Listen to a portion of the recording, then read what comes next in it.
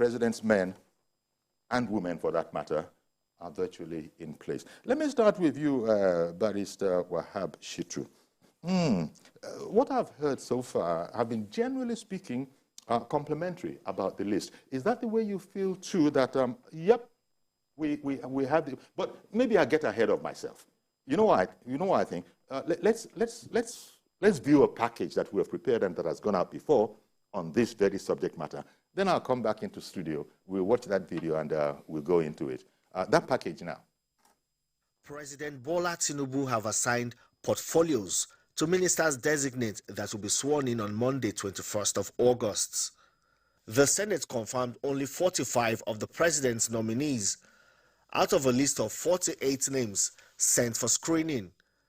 These ministers designate already know their job descriptions as President Bola Tinubu gets set to inaugurate the Federal Executive Council. In the list, there was no portfolio for the Ministry of Niger Delta, which technically suggests that the ministry may have been scrapped by the president. Some ministries were also unbundled and new ministries created. The Ministry of Finance was separated from the Ministry of Budget and National Planning, and the new Ministry of Marine and Blue Economy was carved out of the Ministry of Transport. What used to be Ministry of Mines and Steel was split in two and is now Ministry of Solid Minerals Development and Ministry of Steel Development. The former governor of Rivers State, Nyesom Wike, will be the first person from the south-south region of the country to be given a portfolio as Minister of the FCT. President Tinubu also assigned Wale Edun as the Minister of Finance and Coordinating Minister of the Economy. A portfolio of the Coordinating Minister of Health and Social Welfare was given to Ali Pate. There was also no portfolio for the Senior Minister of Petroleum Resources, which suggests that the President will oversee the ministry that has also been split with the Ministry of Gas Resources. The portfolio of Ministry of Environment and Ecological Management was not assigned, but reserved for Kaduna State, when a replacement will be made for Nasser El-Rufai after the Senate refused to confirm his nomination. Femi Akonde, TVC News, Abuja. Okay, a brief summary of the situation. We all knew this. Most people who follow current affairs, and in particular governance, and in particular further the government of Bola Ahmed Tinubu. Now we know his men. So yes, as I was going to do earlier, let me start with a preliminary question to you. I'll come straight to you with that same question. For you, any surprises in terms of everybody had their own idea? Were you surprised in any way? Well, I won't say I'm surprised. I would rather say I'm impressed. Okay. It's a cabinet of competence, high competence, a cabinet of integration, a cabinet, an all-inclusive cabinet. Okay. A talent-driven cabinet. This cabinet, in my view, is rule of law compliant. If you have a persona of Lateef Fagbemi's pedigree as the Attorney General of the Federation, then you must say it is rule of law compliant. It emphasizes geographical balance. It does. Yes. It also emphasizes gender balance. So to that extent, it also emphasizes religious balance. It's resource control balance too, because you see, you find the South-South interests properly taken care of, and generally I would say square pegs in square holes. Okay, then coming over to you, Mr. Onifade. I disagree with the learned silk. Actually, I think I'm highly disappointed. Okay, and I'll tell you a few. Power, for example. You're not going to succeed there with a finance guy. I think it's purely politics. I think BRF... You're talking about Mr. Bayo Adelabu. Adelabu. That's a huge disappointment. And I don't know, I understand the politics. But he has this reputation of a very high competence. Yeah, but power is a very complex, I mean, engineering is my background, so I understand it well. Fashola was highly suitable. and he couldn't fix it. He has experience with a lot of infrastructure development. He understands it very well. You put in a guy that's going to spend some time to learn, you know, you will lose time. I can tell you clearly, he's going to struggle. I also see, and I think there are other ways to compensate him. You know, he's a BAT's man. Yes, give him good, you know, good opportunities. But why put him in something very sensitive as power? That's my view. Okay. I also feel like I think much as it's okay to compensate Keyamo, put him in aviation is also risky. That's a very risky, very important part of our economy. I don't think that we're short of experts in that industry. I think if Ashwaji looked at all his people, he would find an expert in that industry that could be there. So I see 2 or 3. I understand budget and planning, purely politics. You know, I don't have anything against it. I don't think the man has a qualification, but that's politics. Defense, again, that's purely politics. But if you look at those 2 guys... He doesn't even have a military background. Absolutely not. I have heard some people say not at all. The extent to which it matters remains to be seen. Defense is about money. We'll talk about that. Okay, then. Well, there you go. Different strokes for different folks. But, you know, the point has sometimes been made that it's as the head of a ministry, as a minister, it's really coordinating the ministry. You will have experts, you will have the permanent secretary, and you know, you will have just everything at your disposal. This was said in relation to the whole idea of that you must, apart from some highly technical ministries, such as the Ministry of Justice, for instance, know how you must put a lawyer there. You know, you must put a lawyer there. But apart from that, people have had the argument that, you know, there are people of high competency and that can really, you know, swing and adapt to situations. Because, as you said, Barrister Shitu, you said that, you know, all of these people are high-quality people, which I don't think anybody is going to disagree with. But, you know, there are different strokes for different folks. Yes. I must also respect his perspective. But again, if you look at the way a president thinks and should think, a president of Nigeria should have a broad world vision, which President Tinubu has shown. He must look at the country as a whole and look at all tendencies, all equations, all interests, and try to present a justifiable balance. Okay. There's nobody in this cabinet that you will say is lacking in terms of competence, character, and capacity. There's nobody. If you say those who came from the political, they had experience as governor of a state. When you are governors of a state, it's huge capacity. You take input from all elements before arriving at decision-making process. And again, you also have to look at the fact that Nigeria is highly complex and diversified. Diversified in terms of language, in terms of religion, in terms of ethnicity. All of this equation must be taken into consideration in constituting a cabinet for Nigeria. And this is what the president has done. Okay. And I'm very, very, very impressed. If you look at all the 6 geopolitical zones, all of them, yes, they were adequately represented. You won't say this is a Yoruba cabinet. You will not say this is a northern cabinet or southeast cabinet. This is a Nigerian cabinet. Even though the southeast commentators from that area have said that we are the only people that didn't get any extra beyond the constitutional provision. Well, everybody else had a little jara on top.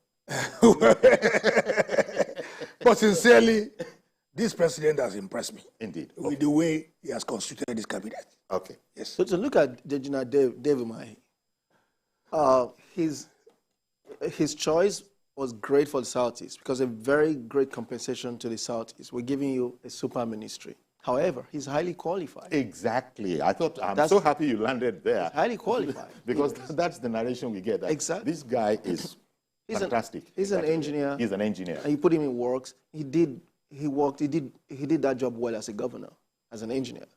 That's what I'm saying. There are some ministries that you don't compromise on background. You know, just like Wale is a finance expert. In the UK, you can say that, yeah, they use different people. They can put, I think Gordon Brown also, I think, was a historian, and he was equivalent to Mr. Finance before he became Prime Minister. So I get it in some parts of the world. But in Nigeria, it pays when you, for some ministries, I'm not saying all, to use experts. Just like I said, Attorney General has to be, you know, he has to be. He has to be professional. The finance has to be a professional. I think aviation should be a professional. Power, let me tell you, power is so delicate. And why I say BRF was an exception was that anybody that wants to be objective knows that Fashola is very good, you know, when it comes to infrastructure, and he has very deep understanding. So he's an exceptional politician. So I think a technocrat, right? Yes, he reasons almost not like a lawyer, you know. So I didn't grudge, but generally, if you don't put a professional in that, EDPA is not telecom. It's very complex. Okay. If you don't put a professional there, you will suffer. Okay, I'm going to take a break now. Please bear with us. We'll be right back. Stay with us.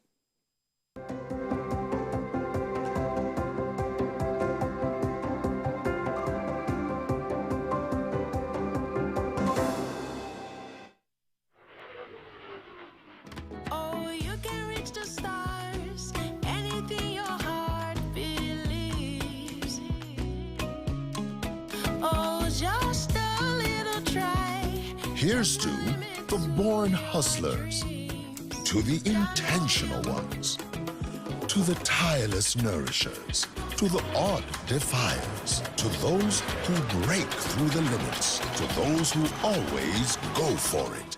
On my dock marks, I've tried everything. Nivea Lumina 630 works from day one with visible results in just 2 weeks and 71% dock marks reduction in 12. Join the 1 million women already using Lumina 630 from Nivea.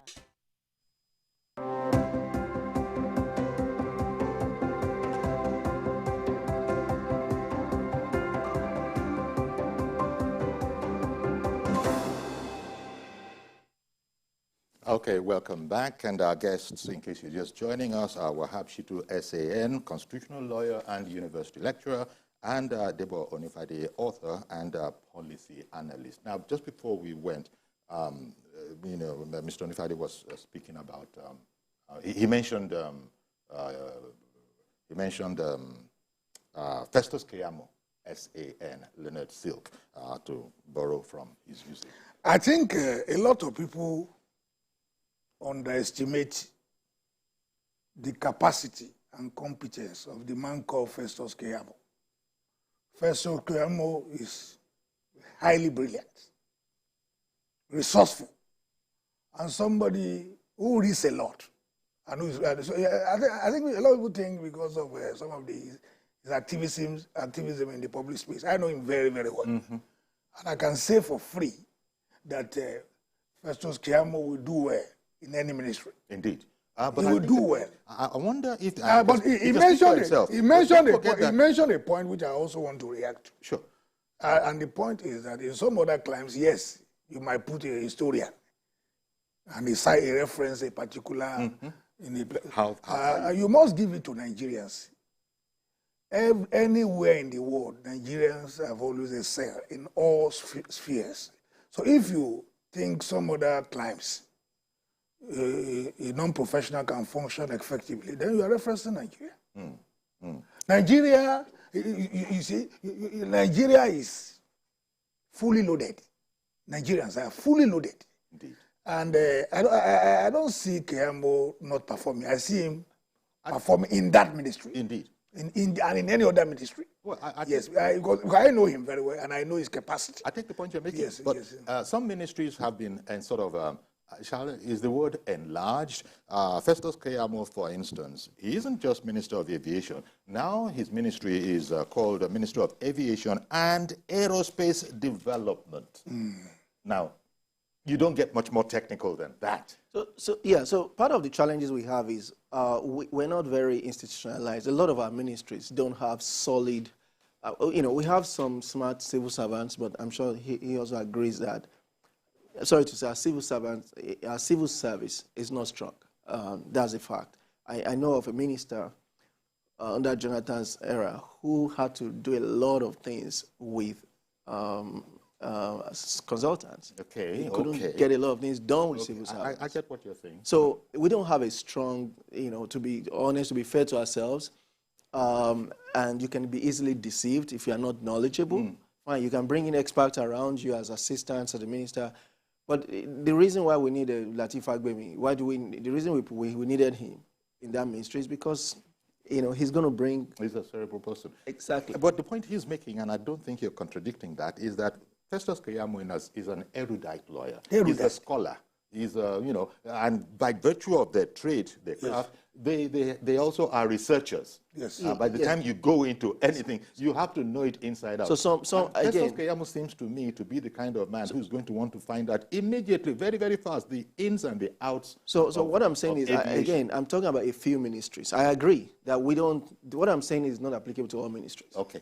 I'm just saying a few ministries, including aviation. Okay. Aviation is pretty sensitive, very, very sensitive. Look at what happened last time. With the captain there, see how he messed us up with Nigeria. I was going to make reference.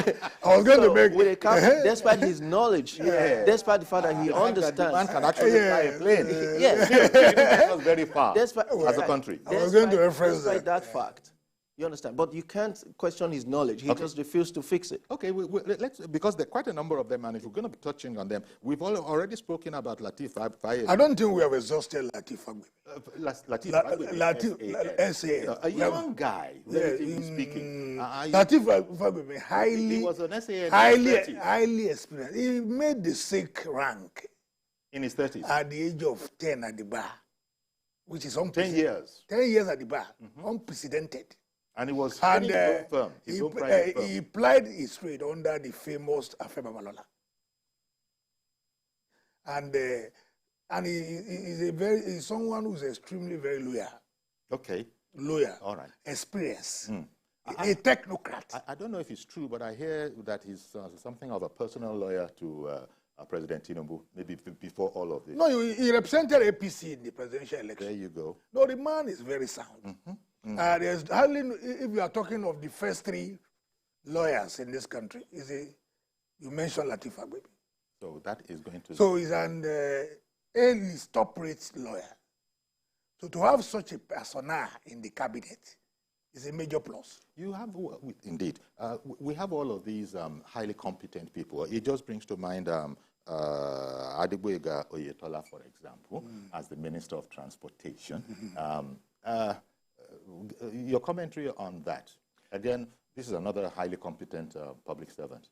Yes, absolutely. And I think that's okay because it's not a highly specialized area. You can bring in a good... Transportation professionals will disagree with you. I apologize to them. So I think a politician, especially people talk about his financial management skills, super. Okay. Even in Osun, I've heard brilliant things about he's very prudent, he managed the economy well, he's just not a great politician. But I think in terms of his personal diligence, I think he's a good pick. Of course, it's good. Be it his cousin needed to be well compensated. I think that was good. I think the other point we need to also make about Lateef Fagbemi is that this regime has to thrive on law and order. It's central. We are talking of democracy and the rule of law. So you need the rule of law person who has a pedigree. Yes. For compliance with rule of law as the Attorney General. If you have an autocrat, somebody who does not subscribe to democratic tendencies, as the Attorney General of the Federation and Minister of Justice, that would be a dangerous choice. Wouldn't it be an anomaly to have such a person?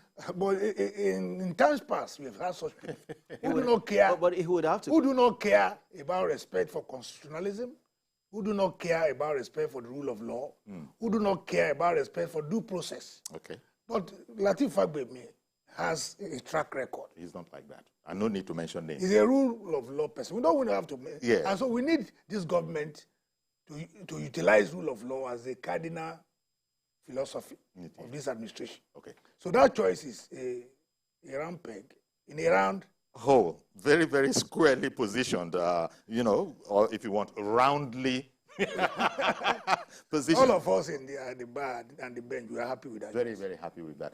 Okay. Now, maybe a surprise in the Minister of the Federal Capital Territory, former governor of Rivers State. What do you think? Everybody seems to think that, yep, that it fits.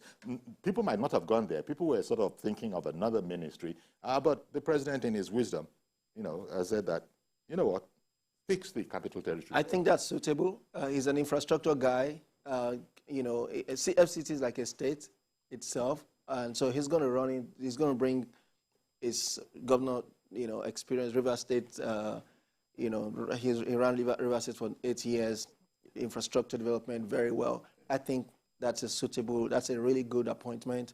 And, and again, just like he said, I believe that it's also good for South-South.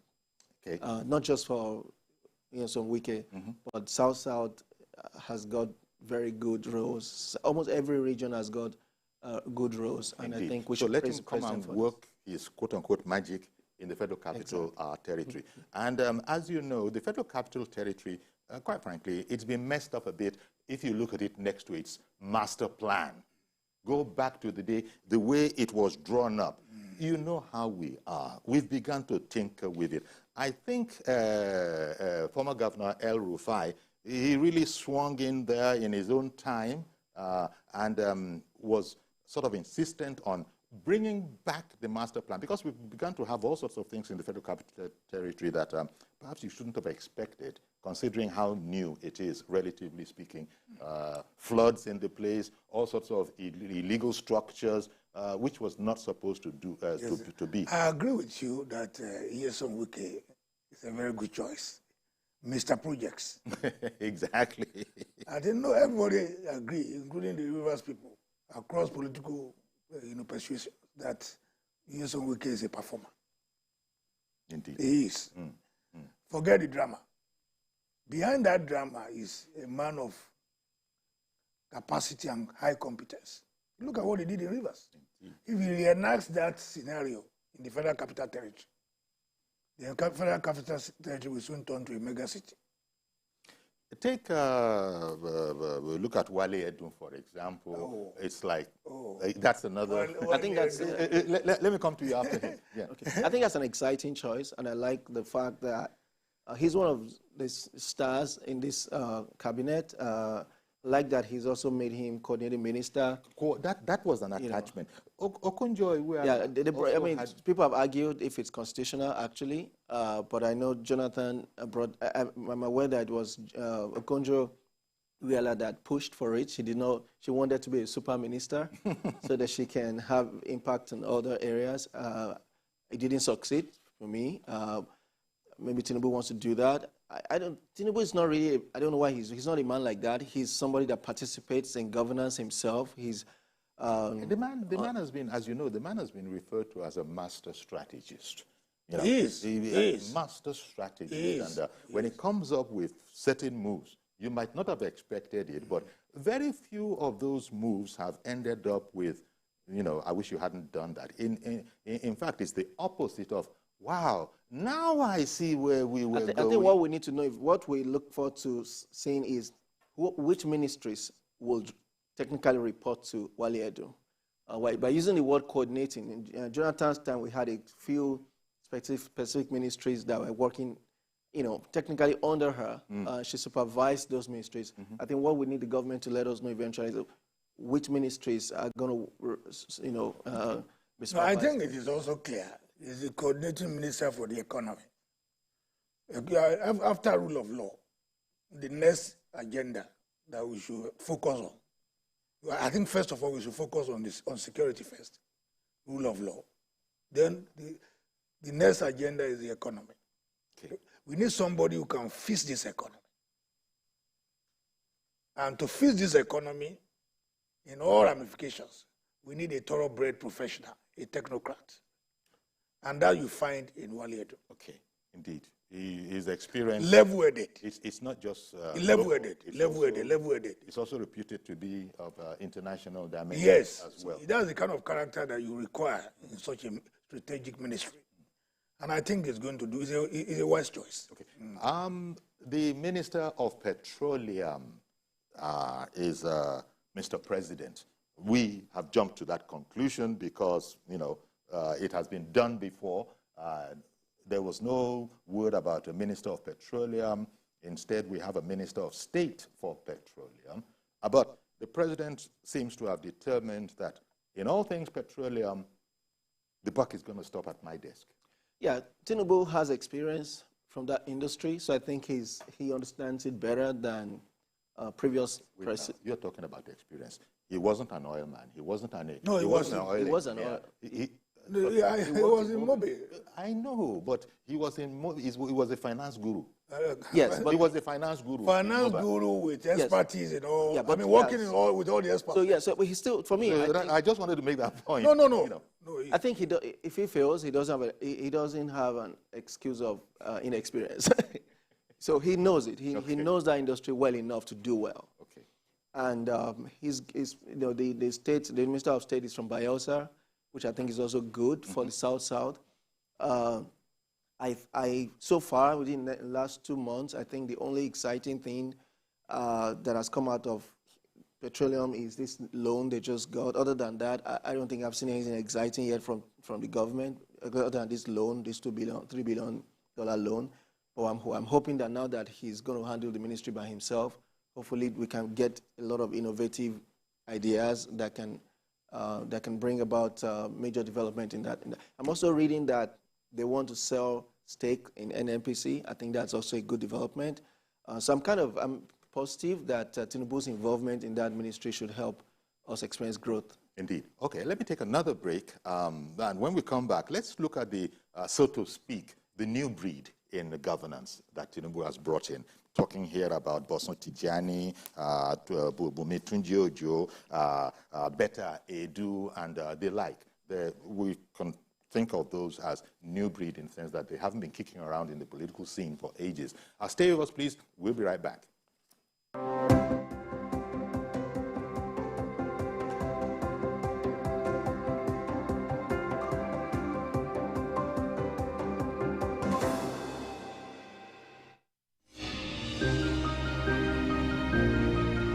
Sometimes it's the story that calls. At other times, the people just want to be heard. School, I need students, but I need teacher. Can't continue like this. Their voices re-echoing through time itself. We haven't done anything. If the tide is high, everybody run for safety. Their tears leave a sweet, sour taste for all their demands. A familiar call beckoning for change. In our world, no one expects a disaster to happen.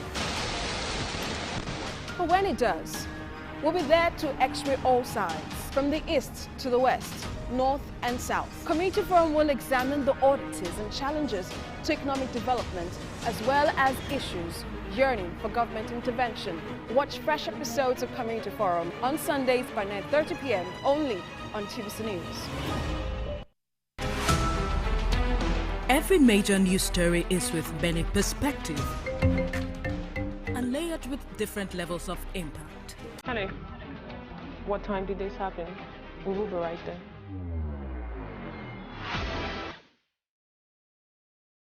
At TVC News, we follow the big and major news, gathering the facts, witnessing the outcome. I am here live at the aftermath of the approval of the new national minimum wage.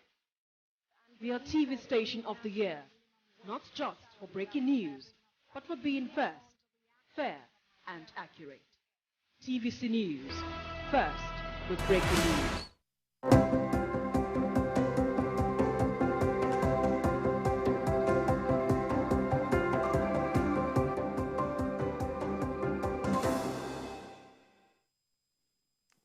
Okay, welcome back. We're looking at the ministers that have just been appointed. Is that the way to see it? Well, the ministries have been put next to their name, and the swearing in is on Monday. So perhaps that's when we begin to talk about.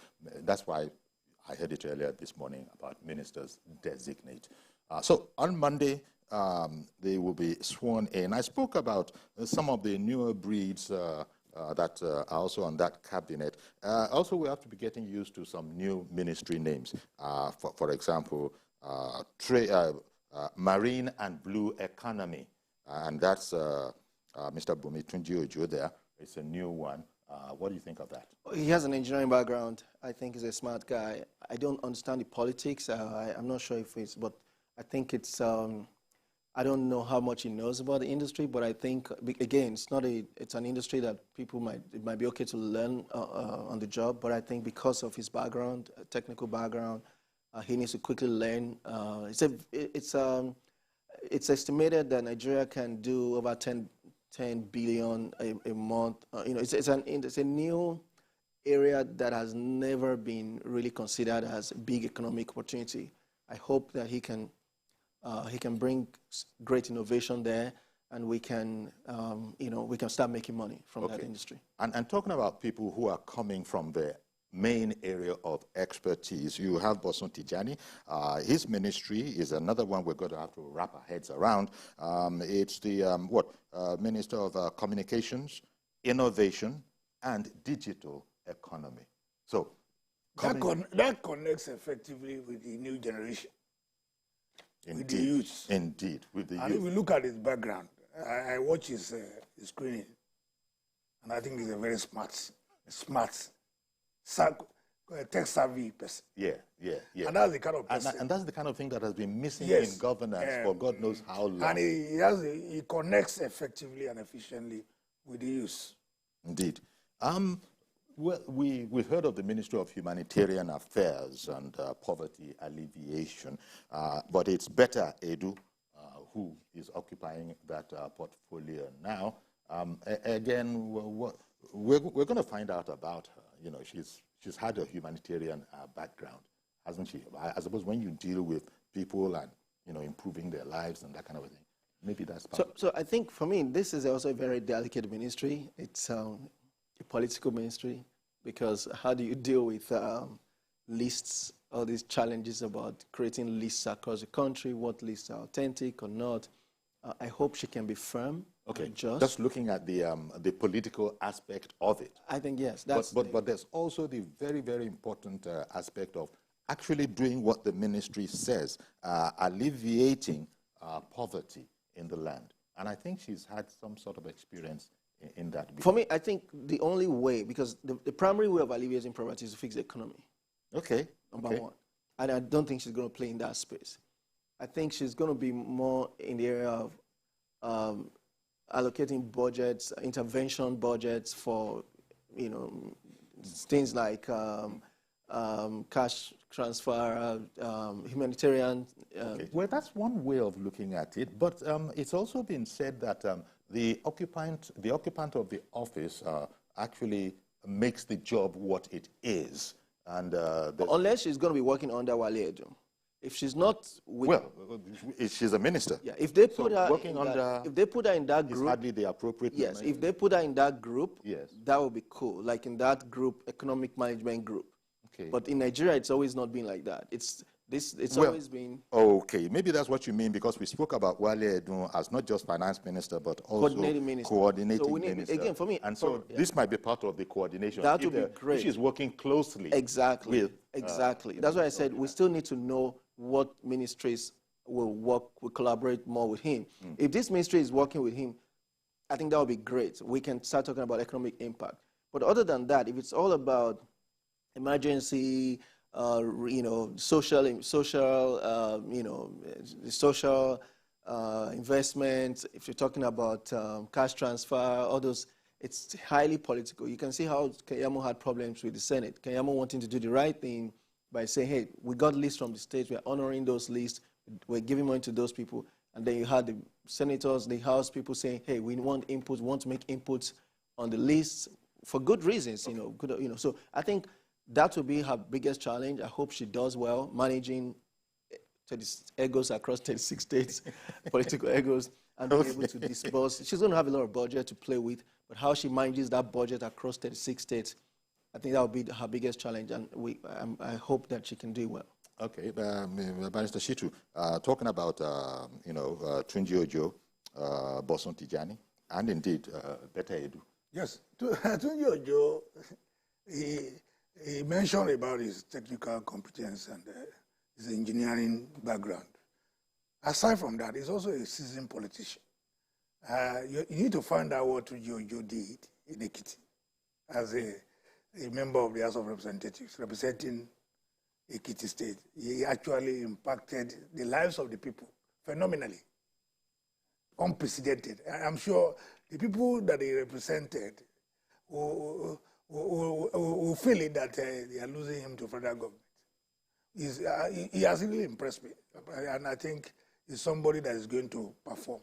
Bosun Jeje, we have already mentioned that. I wanted to talk about Bosun too. I think the challenge Bosun will have, I hope BAT's team, hears this. As the Minister of Communication, Innovation and Digital Economy. Is this challenge Kachiku had, for example. Kachiku was coming from ExxonMobil, extremely qualified, struggled for the 4 years. You had people, Akinomi, AFDB, Akinomi was his additional Minister of Agric. So Bosun, the biggest challenge Bosun will have, which I'm hoping the BAT government will help him fix early, is how does he implement things with civil servants? Would he get access directly to the president or to the chief of staff to make sure that he can really make impact? That's very important because he's not a politician. They have to help him. They have to carry the politicians in the kitchen cabinet. They have to carry him, give him access. Well, help him. You know how we are often told that technocrats, concern themselves by definition with the job, with politics. But he's going to be working with politicians, civil servants that are another skill. Civil servants that are purely political. What I want to say in general terms is that I think we should be very patient with this government. We should allow those who have been appointed the opportunity to display their skills. I've always said that you cannot determine how far anyone can dance, except you use the floor to the person to dance, and then you watch. For instance, I've seen your analysis, a very brilliant analysis.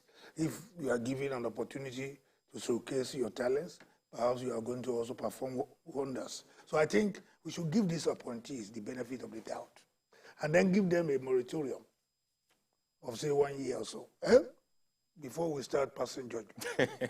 Let's see their dance, yes, so to speak. Let them dance. And let's see. So that we can assess their skills. I'm not one to condemn anyone. I'm just saying they need help. They need to help. They have to help. Because you mentioned at the beginning of the presentation, you referenced Babatuji Raji Fashola. For example, a phenomenal administrator.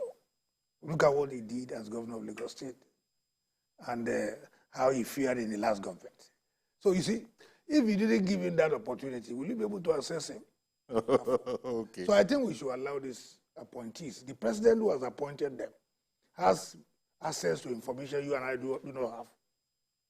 Apart from their technical competence, experience, exposure, and everything, they have all gone through security checks. Indeed, indeed. And for you to operate in Nigeria and get security clearance, it's not a small feat.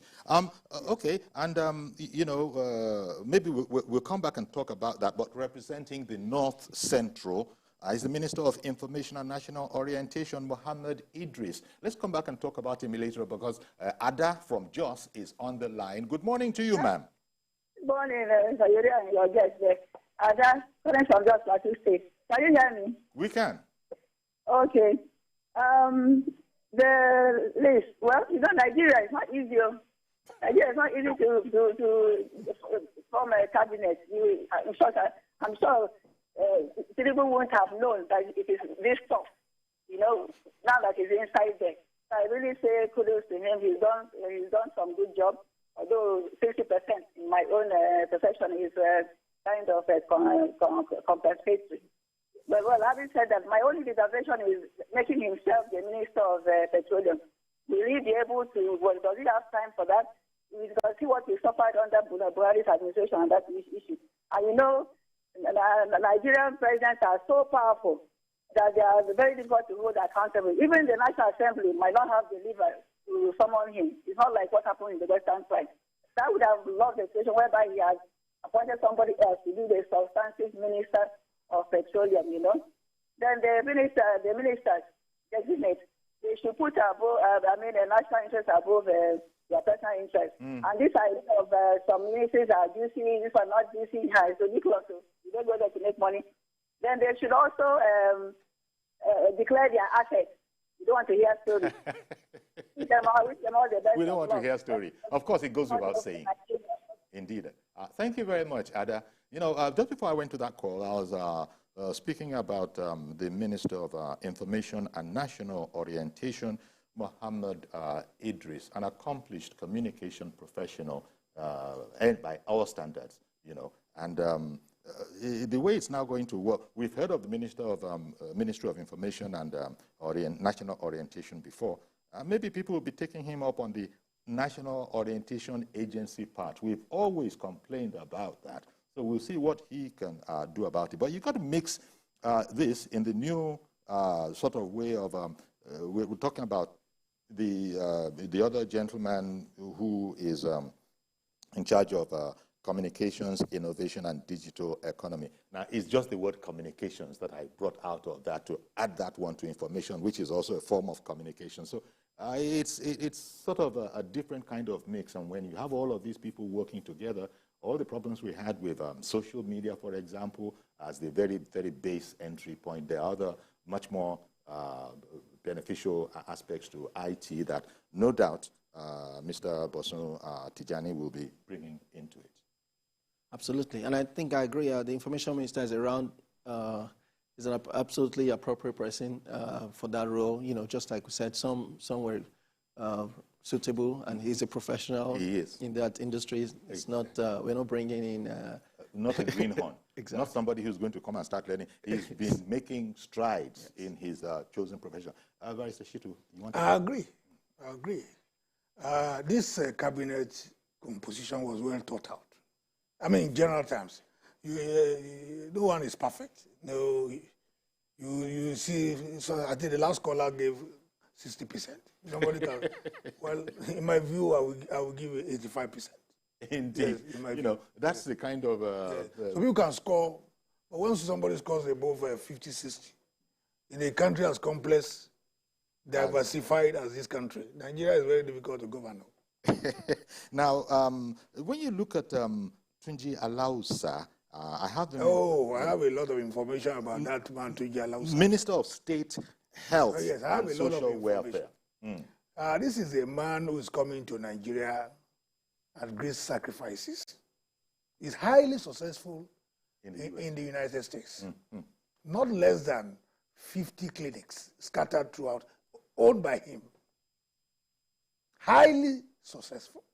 And so what he has done is to leave that and place national interest. Put national interest on top. I got a lot of background information about him, and I think we are lucky to have him. Alausa as our own in the health ministry. He has a lot of goodies to offer. He has a lot to offer. A lot of goodies to offer. Reverend Dominic, good morning to you, sir. I was told Reverend Dominic wanted to join the conversation. Are you still there? I'm on. Okay, we're waiting for you. Good morning. Good morning, Yori. I beg to disagree with Chitu for once.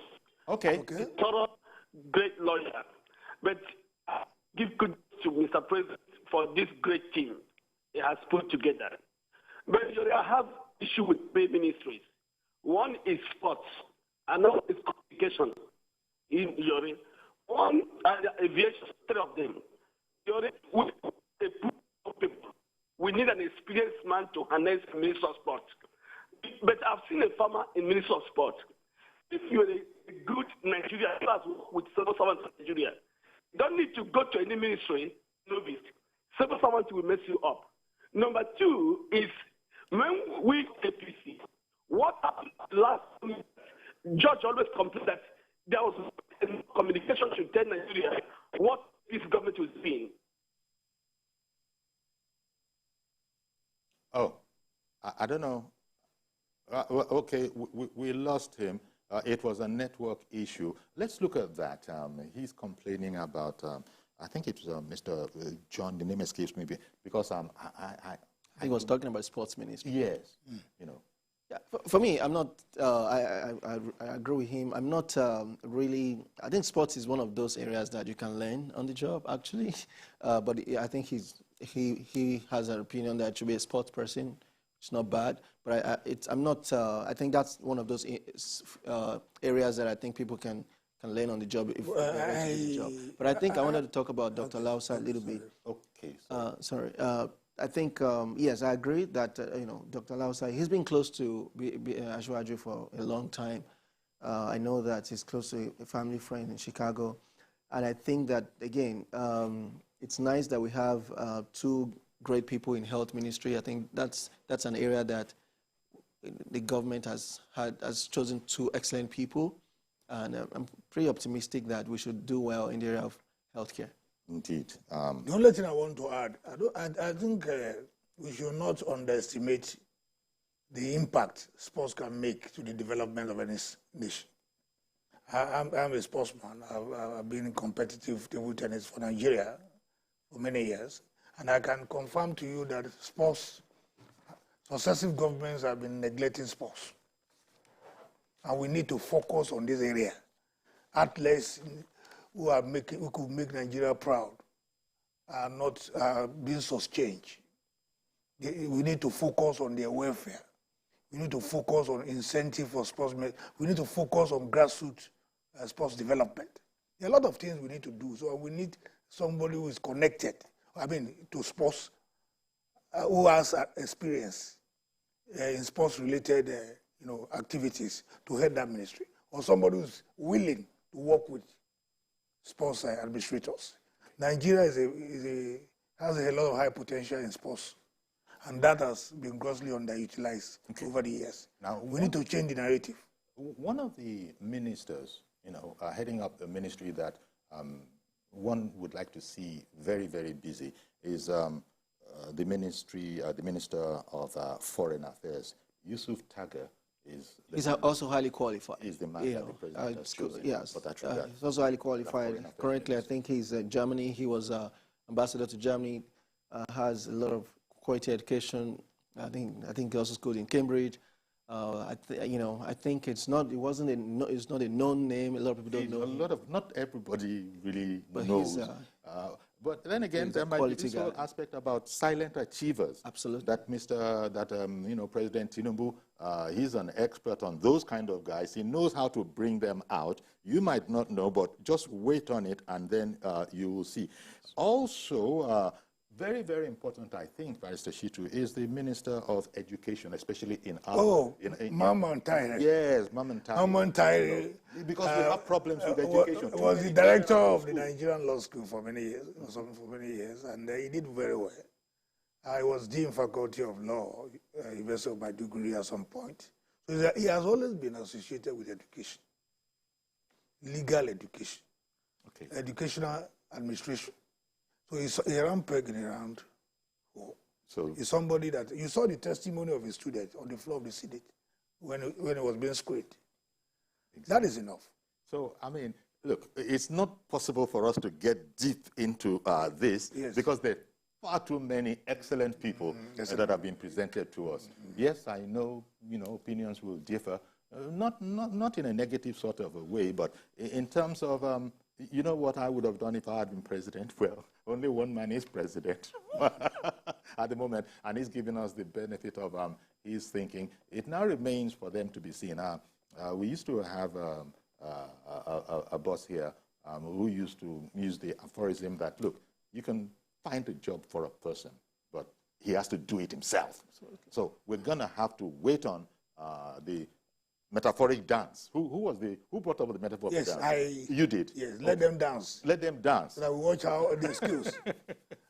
So there's, by and large, generally speaking, it's not a poor cabinet selection. Absolutely. And so there's probably a lot that we can look forward to, right? Yes, absolutely. And, I think Barrister Shitu from the beginning has been very optimistic that, look, with this aggregation of men and women of... in terms of gender balance, in terms of religious balance, and in terms of ethnic balance. All of those factors were well taken care of. I think we should give kudos to President Bola Ahmed Tinubu.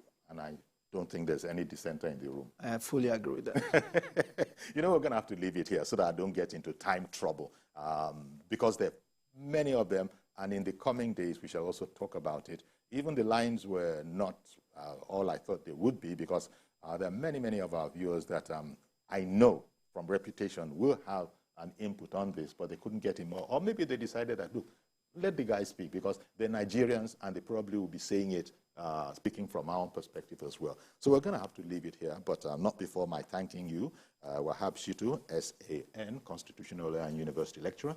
Thank you very much. Pleasure. And Engineer Debo Onifade, author and policy analyst. Thank you very much also for coming on the program this morning. Thank you very much. So that's our program today. Please join us tomorrow for a fresh edition. I am YORI FOLARIN. Bye-bye for now.